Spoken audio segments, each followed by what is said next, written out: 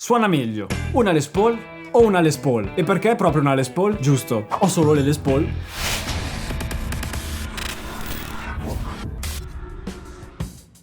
Ciao chitarristi, benvenuti su Shape Your Tone. Sono Alessandro Bianchi e oggi sul canale porto una sfida titanica. Una Les Paul vera, americana, tutta originale, contro un'altra Les Paul che tenta vagamente di avvicinarsi a quello che è una vera Les Paul. Andiamo a vedere come va questo confronto. Partiamo dalla mia Les Paul. È la mia chitarra numero 1, quella che viene sempre, comunque e ovunque con me. Le caratteristiche tecniche principali di questo strumento già le conoscete, ne ho parlato in modo molto approfondito in questo video, spiegandovi anche i 5 motivi per cui lei è qui con me. Oggi la metto a confronto con una Les Paul che letteralmente costa sui 100 euro e qualche ora di lavoro per metterla insieme. Ma niente di preoccupante, eh? Questo confronto nasce da una semplice domanda: la differenza di prezzo così enorme che c'è fra questi due strumenti è davvero giustificata? Ora introduco qualche caratteristica della sfidante, così andiamo a conoscerla e capire quali sono le sue qualità, se ci sono, e i suoi difetti, se ci sono. Questa chitarra è un modello di Harley Benton, uno di quei kit per costruirci la nostra chitarra da soli. In questo caso è ispirata al modello Les Paul, direi abbastanza palese, no? Tutte le caratteristiche che ti sto per dire relative a questa chitarra vengono direttamente dalla pagina di acquisto di Thomann. So che sei pigro, te le dico io. Figurati, non c'è problema. Iscriviti al canale e attiva anche la campanellina, così resti aggiornato su tutte le chitarre che provo. Comunque, il body è in legno di Rengas. Non so se sia traducibile in italiano, ma mi limito a riportare il nome come è scritto. Dalle info sul sito deduco che anche il top sia dello stesso tipo di legno. Il manico è in acero e la tastiera in amaranto. Ecco, quest'ultimo io non l'avevo mai sentito. Informandomi però ho scoperto che è un legno anche abbastanza particolare. Allo sguardo somiglia parecchio al classico palissandro che troviamo sulle Les Paul. I pick-up, come da tradizione, sono due classici humbucker. Il circuito elettrico di conseguenza è lo stesso del tipo Gibson, un volume e un tono per ogni pick-up e il selettore a 3 vie. Essendo un kit da costruire, arriva grezzo e ancora da verniciare. In questo caso, gomma lacca. Devo ammettere che questa finitura giallina che lascia il legno molto al naturale mi piace un sacco. Ricordo di aver visto qualche Les Paul standard di vecchia data, di quelle un po' vecchiotte, con lo stesso colore. Ci rimasi abbastanza bene a guardarle. Parlando delle caratteristiche fisiche, quindi non sonore, possiamo dire che la scala è la stessa e il peso, vi giuro, non pensavo potesse esistere una chitarra più pesante della mia Les Paul.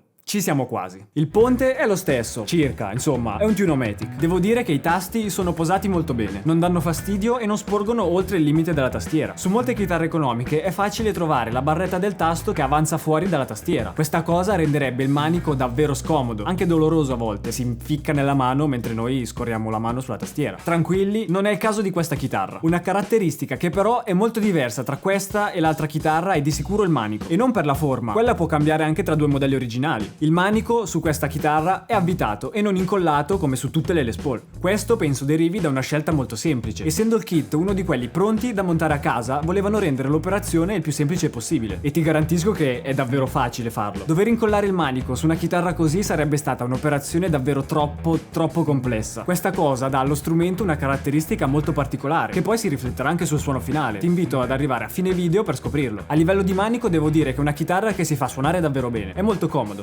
morbido e scorrevole. Ma ora il punto debole: le meccaniche. Troppo spesso lo strumento perde l'accordatura e potrebbe essere anche soltanto una questione di setup che ancora non è stato eseguito, ma di sicuro delle meccaniche migliori male non gli farebbero. Per il resto devo dire che ho trovato questa chitarra molto ben fatta. Come ho già detto in questo video, dove parlo di un'altra Harley Benton, spendere poco per una chitarra dignitosa che suona bene ormai è realtà. Ma domanda: vale la pena avere una Les Paul così se si ha già un'altra Les Paul così? Non è così scontato. Potrebbero esserci dei buoni motivi, a prescindere dalla qualità. Il fatto di potersi assemblare la propria chitarra da soli è abbastanza affascinante, eh? Soprattutto una volta terminato il processo di costruzione, quando attacchi il jack alla chitarra e non va. Quante volte capita che questa cosa succeda perché abbiamo commesso qualche errore nel montaggio? Succede, roba che si risolve. Una volta terminato l'assemblaggio dello strumento, tranquilli, un posticino nel cuore lo avrà sempre. Come già detto altre volte, poter prendere una chitarra anche solo da viaggio, per non rovinare la nostra numero 1, o un backup per le emergenze se dovesse succedere qualcosa mentre suoniamo. Se hai uno strumento costoso e sei alla ricerca di un altro strumento economico che possa aiutarti nelle situazioni più difficili, ne è pieno il mondo di alternative. O magari non hai mai avuto una Les Paul e vuoi capire se questo modello di chitarra può fare per te. Però ovviamente non ci vuoi spendere troppi soldi, sarebbe un rischio. E diciamo la verità, provare anche una Les Paul vera, originale, per 5 minuti in negozio non rende l'idea. Ecco, puoi trovare un'alternativa economica, ad esempio esempio in Harley Benton, Epiphone, LTD, insomma qualsiasi marchio che propone una chitarra in questo stile. Poi ti accorgi che la Les Paul fa per te? Butta via ogni dubbio, comprala, fai anche un bel investimento, sono chitarre che comunque nel tempo aumentano il loro valore. Ok, lo so che stai aspettando quel momento, quello in cui prendiamo le due chitarre e le mettiamo una contro l'altra, arriva, tra pochissimissimo. Facciamo una grande carrellata di suoni con entrambe le chitarre, puliti, distorti, suoni lead, suoni morbidi tipo John Mayer, ritmiche rock belle cariche. Insomma, cerchiamo di capire a 360 gradi come suonano le due chitarre messe a confronto. Se poi vorrei ascoltarti questa sfida senza la mia voce che ti dà fastidio, vai su Instagram. Nella sezione IGTV troverai tutto quello che cerchi nella serie No Talking Demo e anche qualcosina in più se cerchi bene. Partiamo dal clean. Si tratta di una simulazione Fender, per cui è un suono molto pulito, molto cristallino.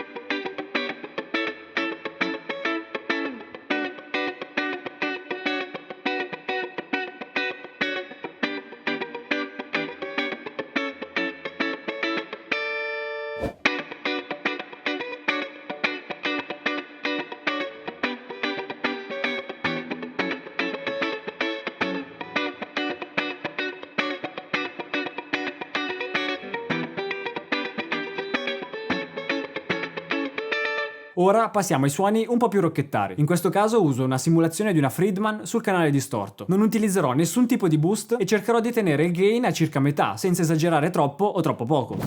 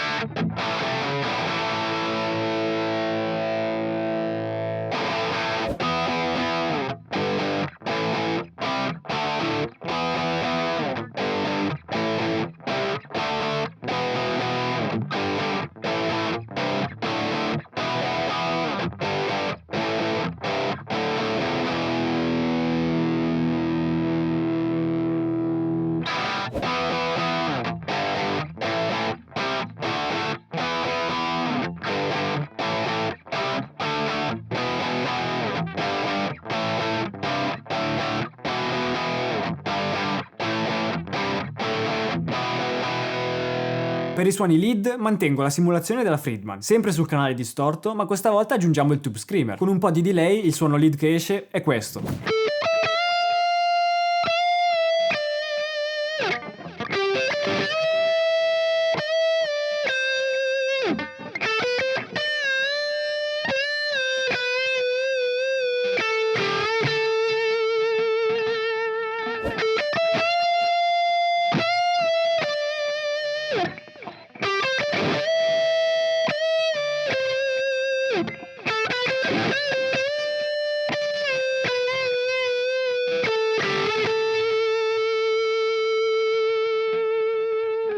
Per i suoni quelli belli metallari utilizzerò la simulazione della 5150 boostata dal Tube Screamer.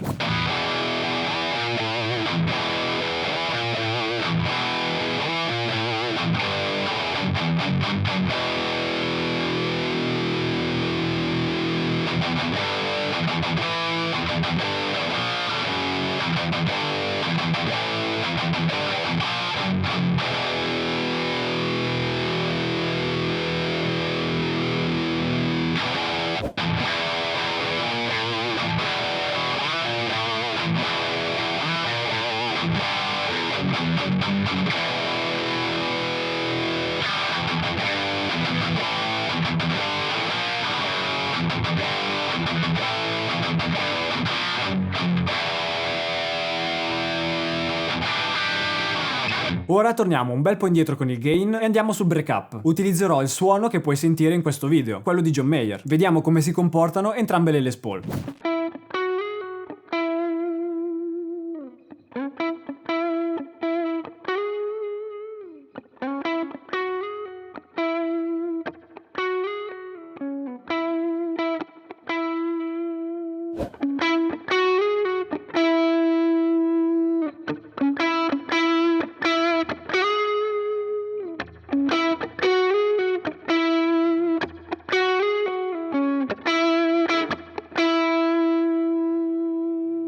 Ora torniamo a fare i rocker, ma cambiamo amplificatore. Andiamo in territorio Marshall con la GCM 800. Senti un po'.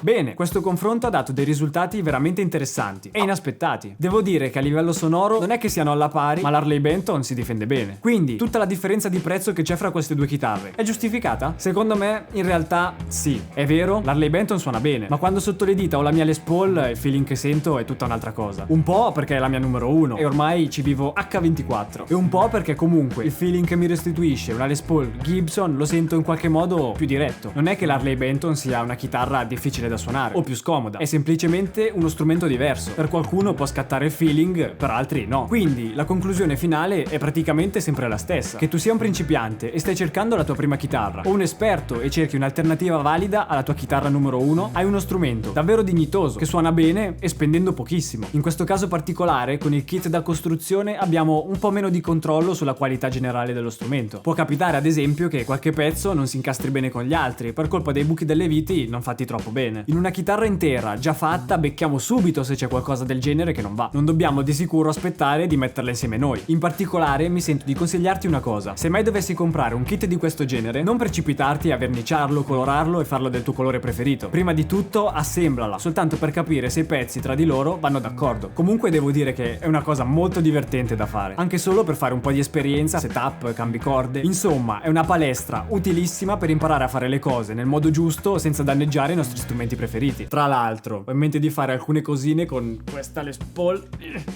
con questa qua, che non farei mai alla mia Les Paul originale. Voglio prendere questa Les Paul e farla suonare come una Strato. Ce la farò? Per restare aggiornato sulle mie avventure con questa chitarra, mi raccomando, iscriviti al canale e attiva la campanellina, così quando la massacro la notifica ti arriva di sicuro. E se vuoi qualche spoiler, vai a seguirmi su Instagram, ne vedrai delle belle. E fammi sapere anche che chitarre vuoi che io porti sul canale. Di sicuro non le ho, ma in qualche modo vedo di rubarle a qualcuno. Ci vediamo al prossimo video.